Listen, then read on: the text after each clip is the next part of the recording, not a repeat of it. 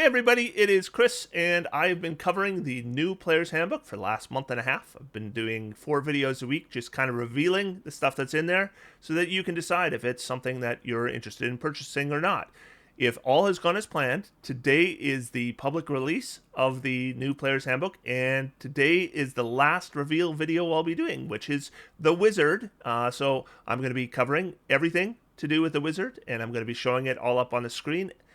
Word for word, as it is in the new Player's Handbook, so that you know exactly what is in there. And I am going to ask, as always, if you are not subscribed, to please subscribe. I've been pushing for 100,000 subscribers. If you look, you can see I'm really close. So any subscription would be very appreciated. So not going to waste any more time. Let's get into the Wizard. Then I'm going to talk about what comes next. The Wizard, we're going to begin with spellcasting, and I'm not going to show you this word for word up on the screen because there's no way you'd be able to read it. It's like a page worth of text. But I'm just going to tell you the stuff that has changed from the 2014 Player's Handbook. You can now replace a cantrip after a long rest. This was an optional class feature in Tasha's. It's now part of the base class. Your spellbook can only be read by someone who, by you or someone who casts the identify spell on it, so that's new. And the number of spell preparations is now determined by the wizard class chart. It used to be your wizard level plus your intelligence modifier. Should mention also the wizard is going to see fewer changes than the other classes I've covered up to now. So in theory, this should be a shorter video. I guess we'll see. Here is the wizard class chart. And you can see there's one additional column. It says prepared spells, starts at 4, ends at 25. This is higher than any of the other classes, though a lot of the other classes that are spellcasting classes get additional spells known. The wizard gets some additional spells known. We will be going over that as we go into the subclasses. But the base class, this is just what they get. And if you think about 2014 wizard at level 1, they probably had a +3 intelligence modifier, which is probably for prepared spells. And at level 20, you would probably have a +5 intelligence modifier, which meant 25 prepared spells. So the prepared spells actually shouldn't feel much different, even though it's calculated in a slightly different way. And at level 1, we're basically going to get the same stuff we got before. So Ritual Adept says you can cast any spell as a ritual if that spell has the ritual tag and the spell is in your spell book. You don't need to have it prepared, but you must read it from the book to cast the spell in this way.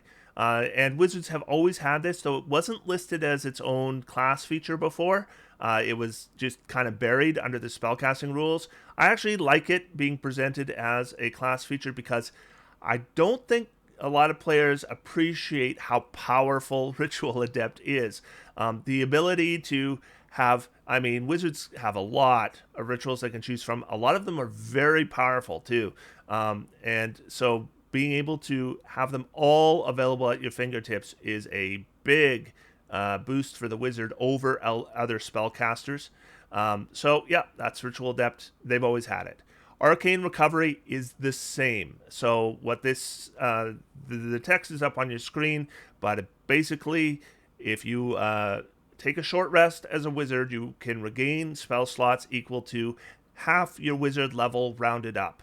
So if you are 10th level, you get 5 levels of spell slots. It could be 5 first level spells. It could be 1 second level spell, 1 third level spell. You can arrange it how you want. Once you do that, the next short rest, you don't get anything. It recovers on a long rest. And the same as 2014. The base class actually only gets 2 new features. This is the first one at level 2, and it is called Scholar.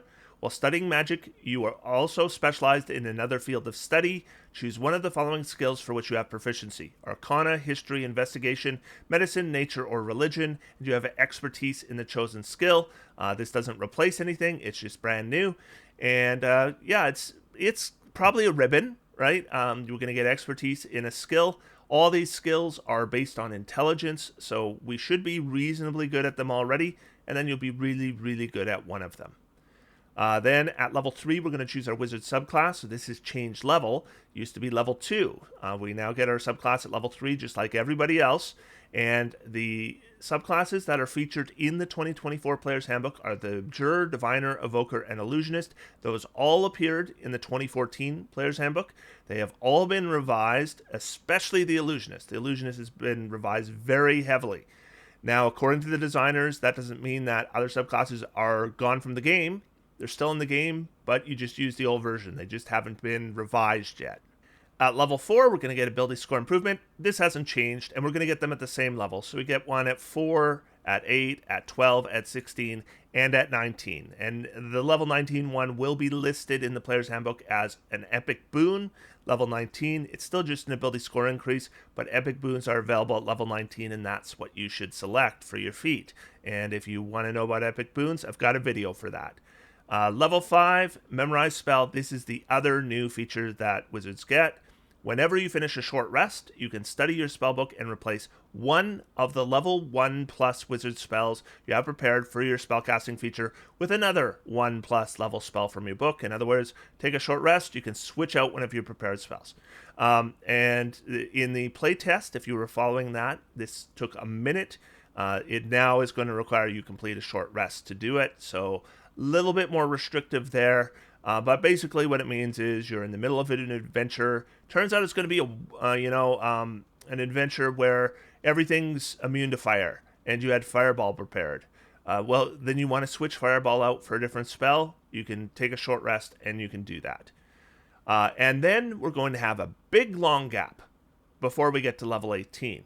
Because that is our next class feature, Spell Mastery. And the old wizard had this as well. This has been revised a little bit. You have achieved such mastery over certain spells that you can cast them at will. Choose a level 1 and a level 2 spell in your spellbook that have a casting time of an action. You always have these spells prepared, and you can cast them at their lowest level without expending a spell slot. To cast either spell at a higher level, you must expend the spell slot. Whenever you finish a long rest, you can study your spellbook and replace one of these spells with an eligible spell of the same level from the book. So the change here is that previously you could select any of your first or second level spells for spell mastery. Now you can only select ones with a casting time of an action. So personally, I would always choose Shield and Misty Step and be able to cast those without a spell slot. Those are no longer available to me. On the other hand, this has been boosted in one way, and that is that the spells are automatically prepared.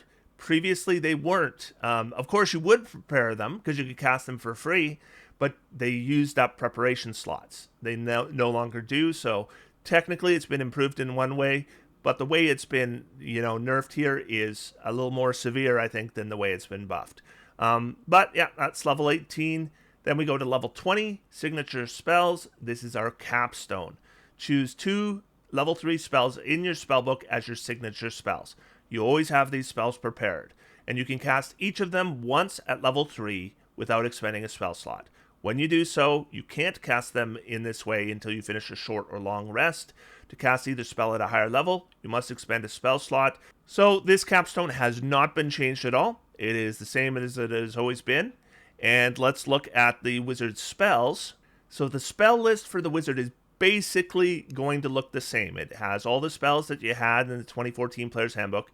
Any spells that were added in Tasha's Cauldron of Everything are there if they're in the new Player's Handbook. As well, we will have new spells. Elementalism, which is a cantrip, mostly a flavor cantrip. Arcane Vigor, which is a second level spell. It allows you to spend some hit dice to recover hit points. Jalarzi's Storm of Radiance, Yolande's Regal Presence, and Tasha's Bubbling Cauldron are all higher level spells, and they're all decent spells. So these new spells are on the wizard's spell list. Otherwise, it's the same list you're used to. And that is the base wizard. Not a lot of changes. We have basically 2 new features. One of them is definitely a ribbon. One is kind of a utility, kind of useful. So not a big boost in any way.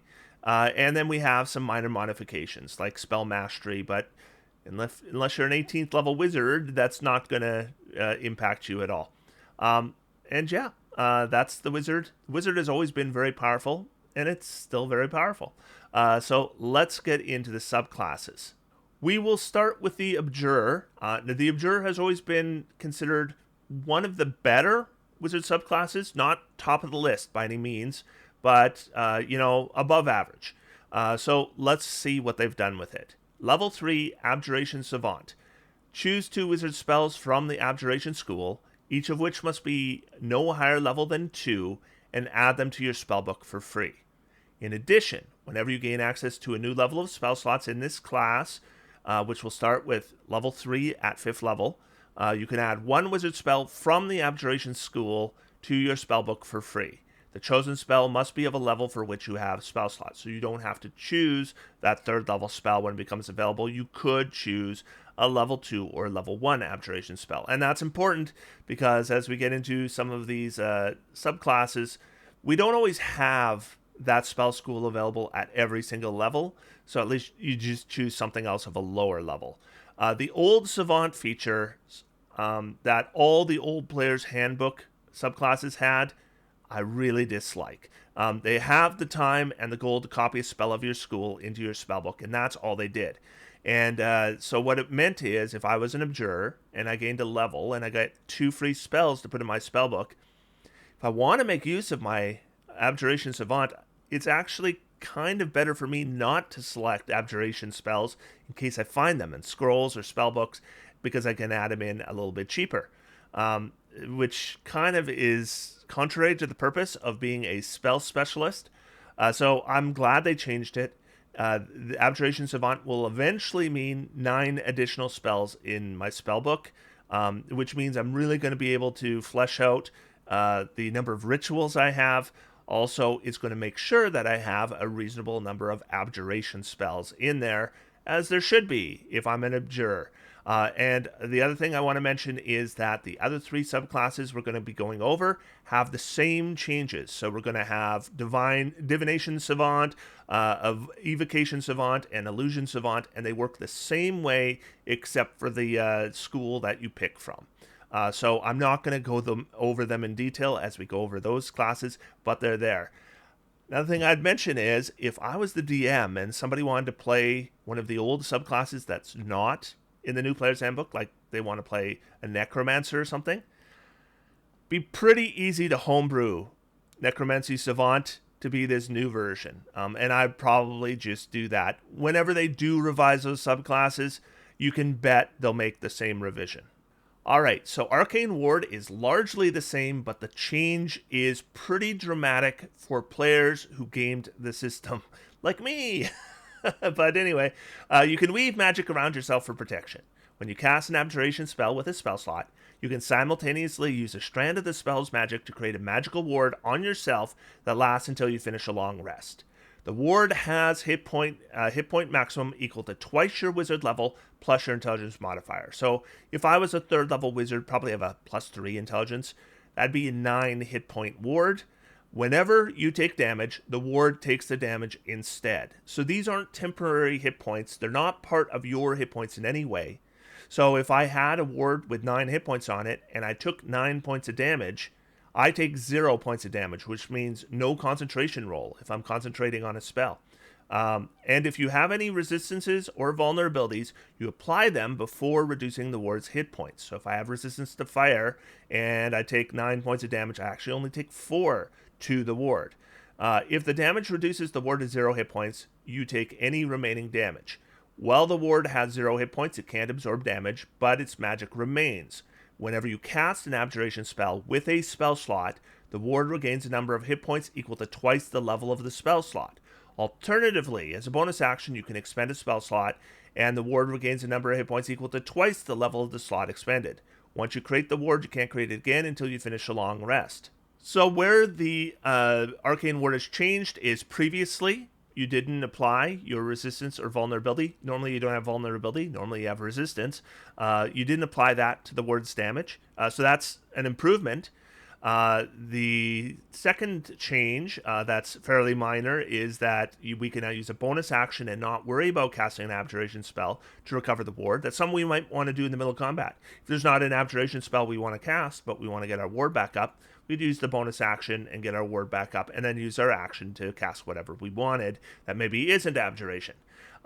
The final change, which is the loophole or the little way we would game the system before, is previously casting an Abjuration spell recovered a number of hit points to the ward equal to twice the level of the spell. Now you must expend a spell slot, and you get twice the level of the spell slot expended. And the reason this matters is you could take things like Eldritch Adept, which would give you that invocation where you could cast Mage Armor for free, and then you could just cast Mage Armor over and over and over again until your Arcane Ward is recovered up to full. And you could do that between combats, and no resource required. That loophole has been shut down. So that's Arcane Ward. Because the loophole has been shut, I would say it's less powerful than it used to be. But if you were not exploiting that loophole, then it's actually going to be maybe a little bit more powerful than it used to be. At level 6, we're going to get Projected Ward. When a creature that you can see within 30 feet of yourself takes damage, you can take a reaction to cause your Arcane Ward to absorb that damage. If the damage reduces the ward to 0 hit points, the warded creature takes any remaining damage. That's the old feature. What has been added is, if that creature has any resistances or vulnerabilities, you apply them before reducing the ward's hit points. So it's been probably buffed a little bit, but it's basically the same. I generally don't see this used a lot because the Arcane Ward doesn't have that many hit points that you can be like sharing it all around and deflecting a bunch of attacks from allies. Usually you're going to lose your Arcane Ward on yourself at some point in a combat anyways. And so, yeah, I don't see the level 6 feature used all that often, once in a while. But I don't think this is a great feature. I kind of think it would have been perfectly reasonable to have rolled it into 3rd level and then had something else at level 6. But anyway, this is basically the same as the 2014 version. And then at level 10, we're going to get Spellbreaker. You always have the Dispel, Counterspell, and Dispel Magic spells prepared. In addition, you can cast Dispel Magic as a bonus action, and you can add your proficiency bonus to its ability check. When you cast either spell with a spell slot, that slot isn't expended if the spell fails to stop a spell. So the old version, what it would do is if you had Dispel Magic and or Counterspell prepared, and you use them to either counter or dispel a spell of 4th level or higher, then you would have to make an ability check and you need to add your proficiency bonus. The new counter spell doesn't have that kind of ability check anymore, so there's no point in adding your proficiency bonus. But they have added a few features here. First, we're going to have them automatically prepared now, so they're free preparations, didn't used to be. Second, we can cast Dispel Magic as a bonus action. That wasn't the case before. And third, if we cast either spell with a spell slot and it doesn't work, we don't expend the spell slot. Where I find this really might come into play is, let's say, for example, we are a 10th level Abjurer and we cast Dispel Magic and it's on a higher level spell. Then we make our ability check and we fail. Well, then we don't expend the spell slot, which means with our action, we're not limited to casting cantrips because we have not expended the spell slot yet, and we can expend one spell slot on our turn. So I'd say this is better than it used to be. I still don't think it's a dramatically good feature, but I think it's a pretty good feature. And then level 14, Spell Resistance. You have advantage on saving throws against spells, and you have resistance to damage of spells. And this is the same as it was in 2014. So the Abjurer, I think, overall is pretty close to where it was previously. I still don't think it's the most powerful subclass here.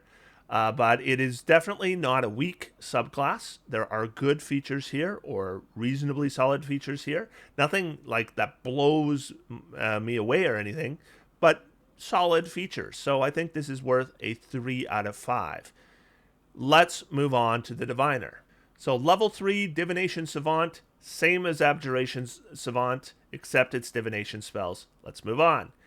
Level 3 Portent. I was just talking about features that blow me away. Portent is a feature that has always blown me away.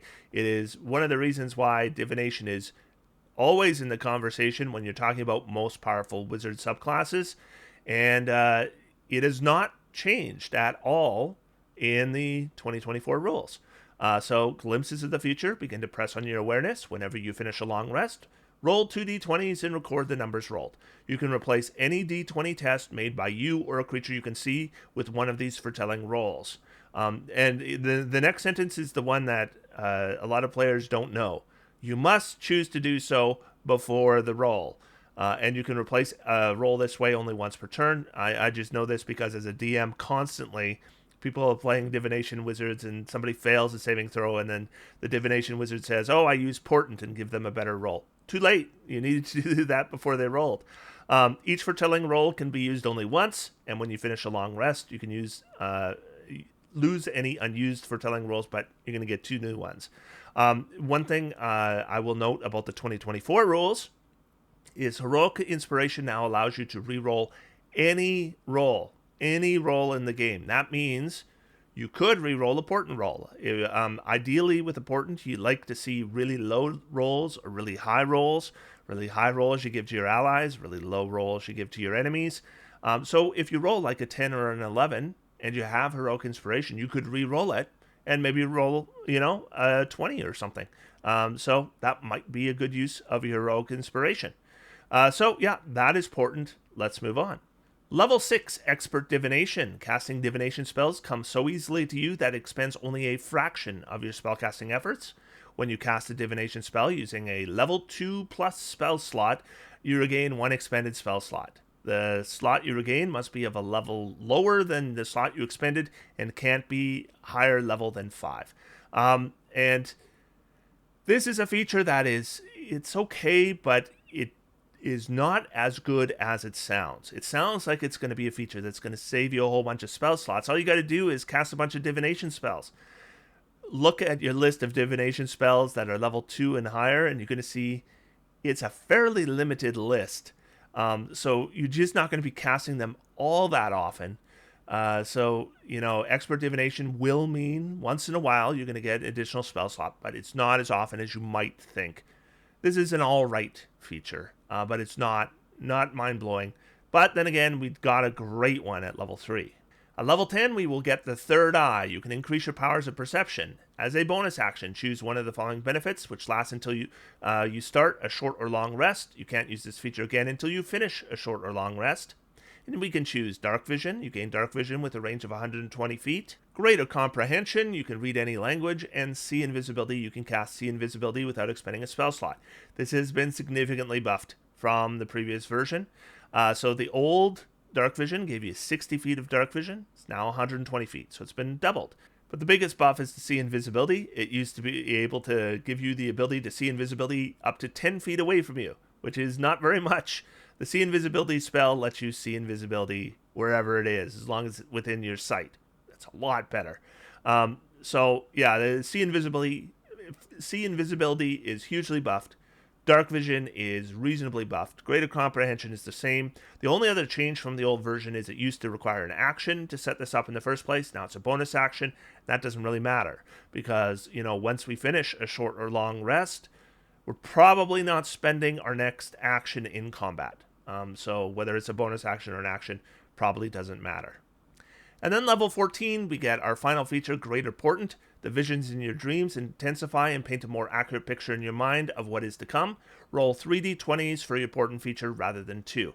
And Portent is so good that this feature that gives you 1 more die when we got 2 dice at level 3 is probably the best feature that Diviners get after level 3.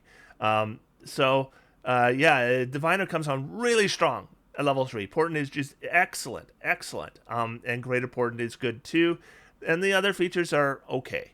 But overall, Diviner, again, is always in the conversation when we talk about most powerful wizard subclass. It maybe isn't the final decision we come across because there are subclasses like Chronologists that are in the game. But this is a 4 out of 5. This is a very, very strong subclass. Now we're going to get to the Evoker. The Evoker I've always considered kind of a middling subclass. Essentially, it's a good subclass for a wizard that wants to use a lot of blast spells. If you are the player that, you're taking wizard and you're looking forward to Fireball and Lightning Bolt and Vitriolic Sphere and maybe someday Meteor Swarm, then Evoker is the right subclass for you. If you are a wizard that likes to be casting all kinds of other spells, not so much. But let's take a look. Level 3, Evocation Savant. It's the same except evocation spells. Level 3, Potent Cantrip. Your damaging cantrips affect even creatures that avoid the brunt of the effect. When you cast a cantrip at a creature and you miss with the attack roll, or the target succeeds on a saving throw against the cantrip, the target takes half the cantrip's damage, if any, but suffers no additional effect from the cantrip. So this, first off, used to be the 6th level feature for Evokers. And second, it only previously worked on saving throw spells. That means that, if you cast a Firebolt and you missed, Potent Cantrip didn't help you. But if you cast Acid Splash and they save, then it did. So it has been improved by covering more cantrips and moved to level 3, and it switched places with what was previously the level 2 feature, because it was a subclass you used to get at level 2. And that is Sculpt Spells. This is the best feature of the Evoker, in my opinion. You can create pockets of relative safety within the effects of your evocations. When you cast an evocation spell that affects other creatures that you can see, you can choose a number of them equal to 1 plus the spell's level. The chosen creatures automatically succeed on their saving throws against the spell, and they take no damage if they would normally take half damage on a successful save. And other than it being moved to level 6, this has not changed at all. And it is a great feature. I am surprised to see a couple of things not tweaked. The 2 things I thought might have been tweaked in the 2024 Player's Handbook is, first off, if we look at a spell like Spirit Guardians, it used to be that you could exclude any creatures that you could see when you cast a spell from taking damage from the spell. And now it has been changed that you can just choose creatures to not be affected by the spell, and you don't need to see them. That hasn't been changed in Sculpt Spells. You still need to be able to see the creatures you want to exclude, which means if they have something like the invisibility condition, doesn't matter if they're an ally, you're still going to hit them with your Fireball. And the second thing I thought they might change is that it says when you cast an evocation spell that affects other creatures, which means if you cast Fireball at your own feet, you will be affected by the Fireball. I thought they might allow you to select yourself as one of the people excluded, but they haven't done that. It is the same as it has always been, other than the level that you receive at. And then at level 10, we're going to get Empowered Evocation. Whenever you cast a wizard spell from the Evocation School, you can add your intelligence modifier to 1 damage roll of that spell. And this is not changed from the old feature. The one thing I will mention is there was one exploit of this that you can no longer do. So normally, you cast a spell that's evocation, and you have Empowered Evocation, and you add your intelligence modifier to the total damage. That's the way it works. So, if you cast a Fireball and it does 28 damage, and you have a +4 intelligence modifier, it now does 32 damage to everyone in the effect.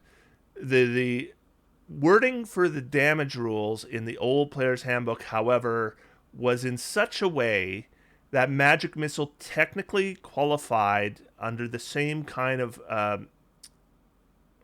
wording that Area of Effect spells fell under.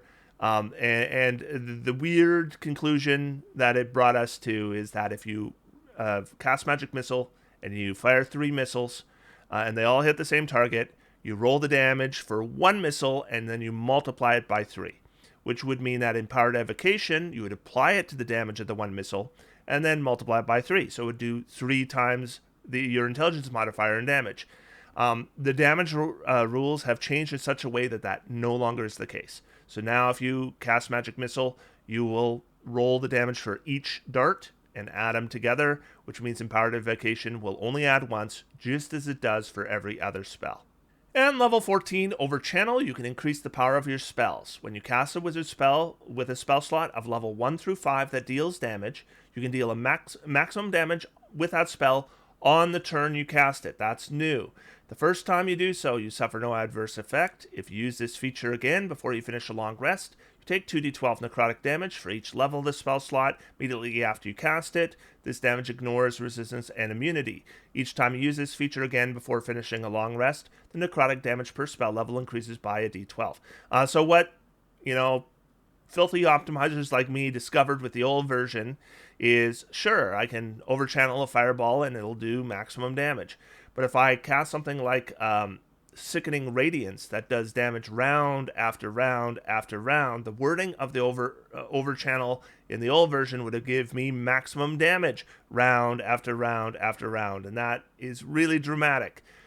So that has been removed. That loophole is now gone. It's only on the turn that you cast a spell that you get the maximum damage. So if you roll damage for it more than once on any other turn, it won't be maximized. And so the Evocation Wizard actually has a couple little nerfs, but it also has the Evocation Savant, which technically is better now. And I still think it does what it's supposed to do.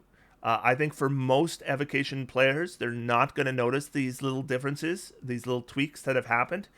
And so I think this is still a middling subclass. It's fine. Nothing wrong with it. It's a 3 out of 5. But I don't think it's one of the more powerful subclasses for Wizard. We're now going to talk about the Illusionist. This is the subclass for Wizard that got the most changes. In fact, it got more changes than all the other subclasses and the Wizard base class probably put together. It is almost a brand new subclass. So let's go through it. Level 3, Illusion Savant. Same as all the other Savants, same changes. Let's move on. Level 3, Improved Illusions. You can cast illusion spells without providing verbal components.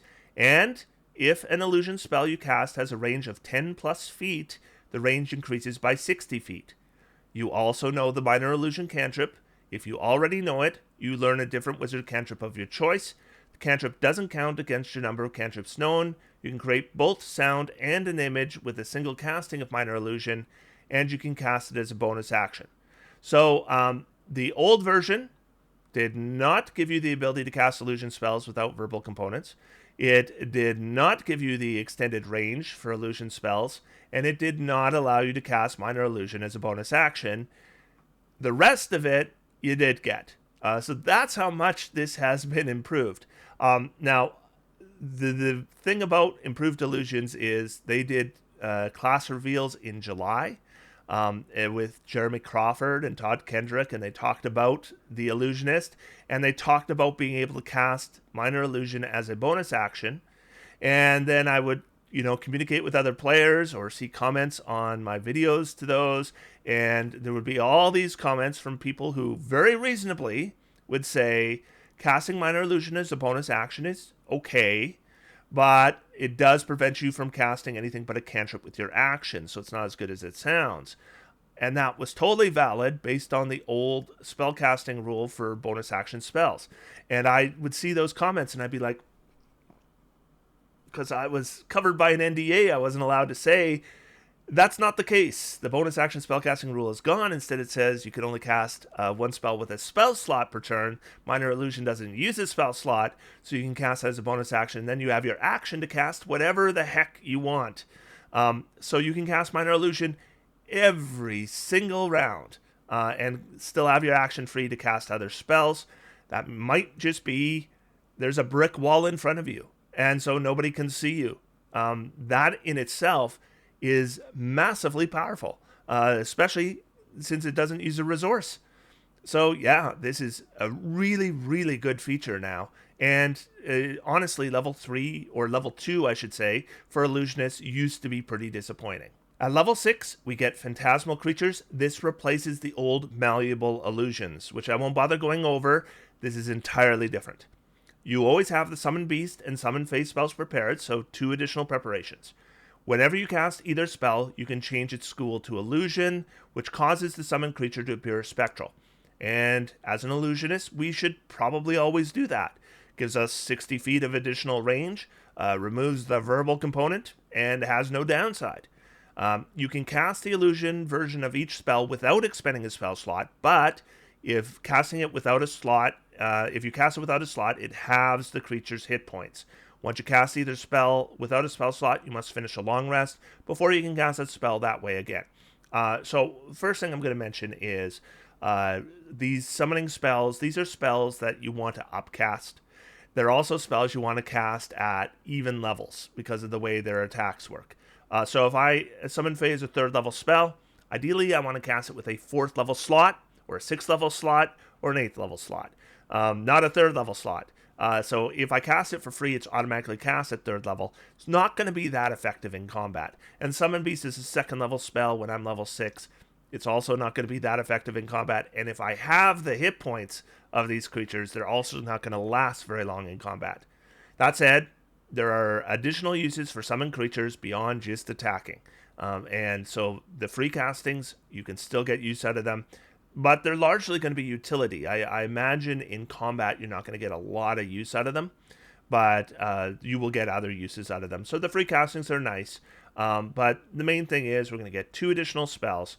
And we get the benefits for illusion spells will apply to them.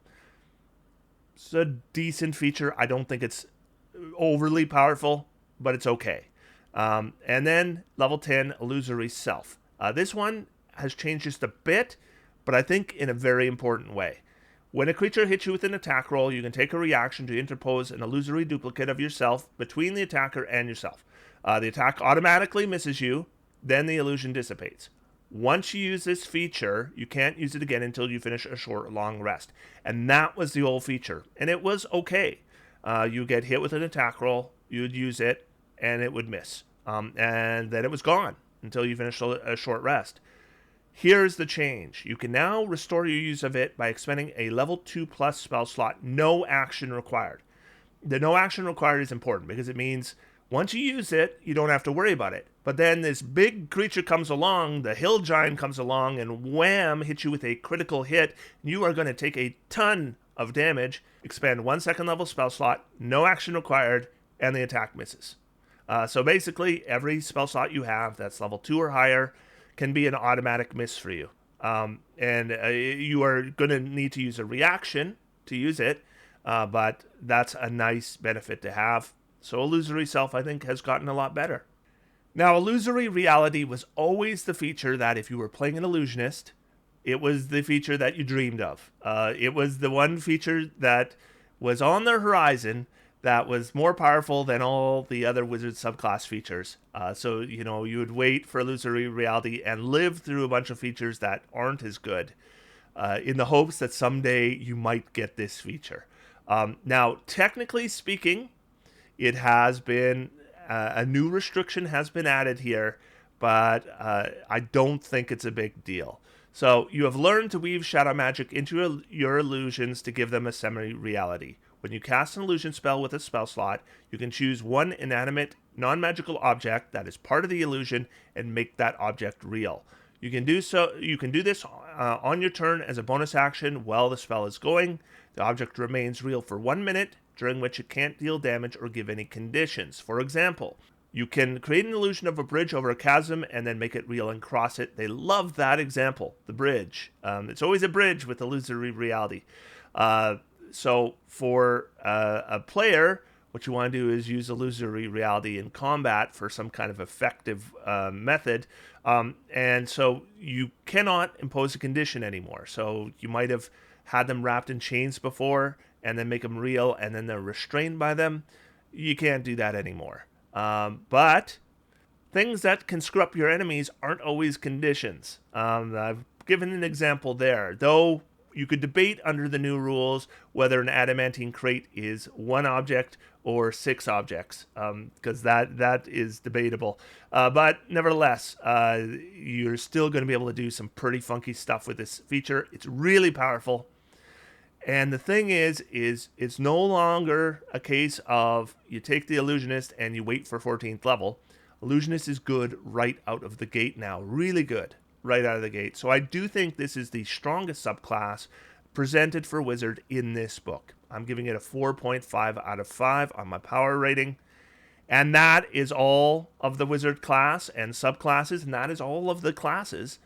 And so I'm done revealing the Player's Handbook. Starting next week, I'm going to get into analysis and regular videos. When my regular video schedule is Mondays and Fridays.